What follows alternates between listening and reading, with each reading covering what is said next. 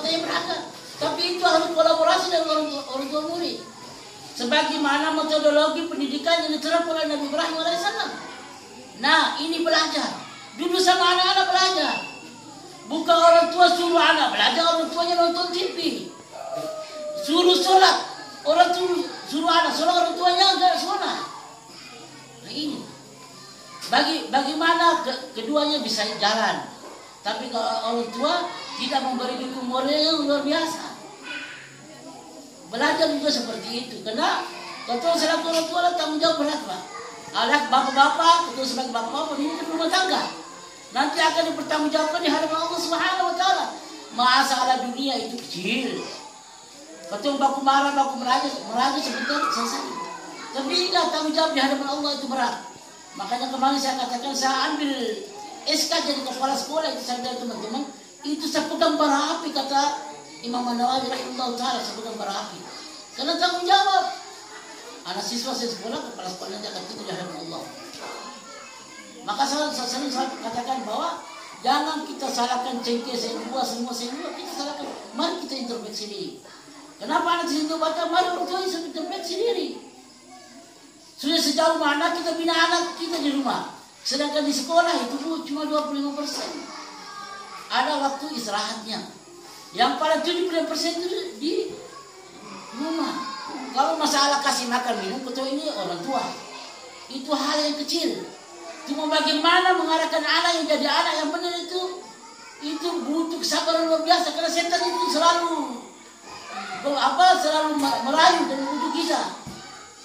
Enggak usah itu sih, enggak usah. Ini berat tanggung jawab orang tua ini. Berat. Bukan sekedar kasih makan, kasih pakaian dan segala macam, tapi berat tanggung jawab Allah.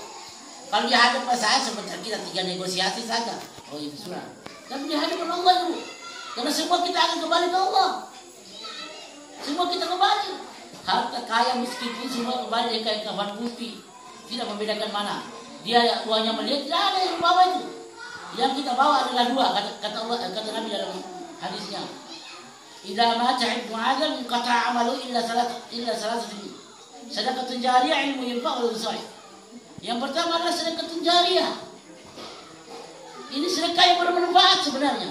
Salah satu mari kita ajak ibu, mari kita nengok ke atas ini. Mungkin di antara kita 1 lembar.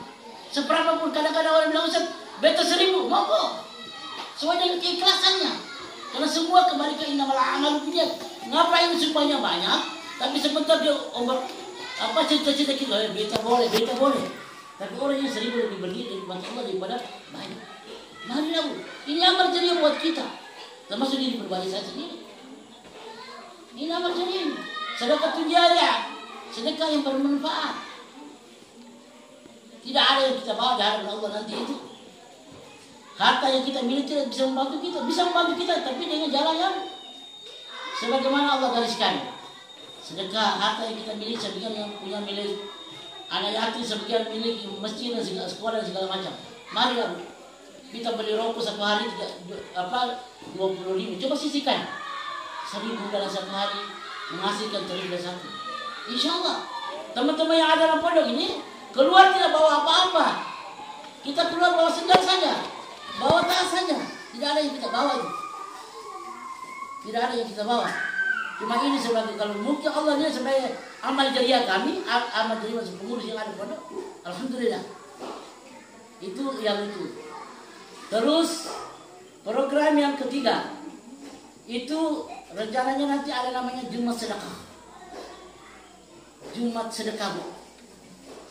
Jumat sedekah minimal tiap Jumat itu anak-anak sedekahnya 5.000 untuk 1 challenge.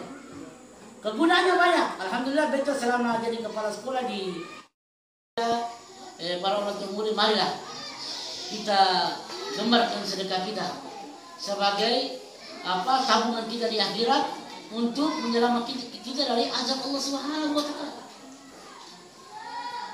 Azab Allah Subhanahu. Karena itu harta yang kita miliki itu sebagiannya itu sampah. Ya sampah itu harus kita bersihkan dengan sedekah.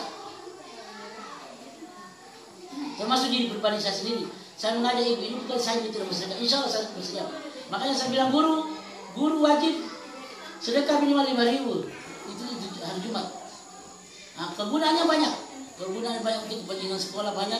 Ini setelah termasuk banyak ini banyak yang rusak, banyak kesalahan kemari, ini PR.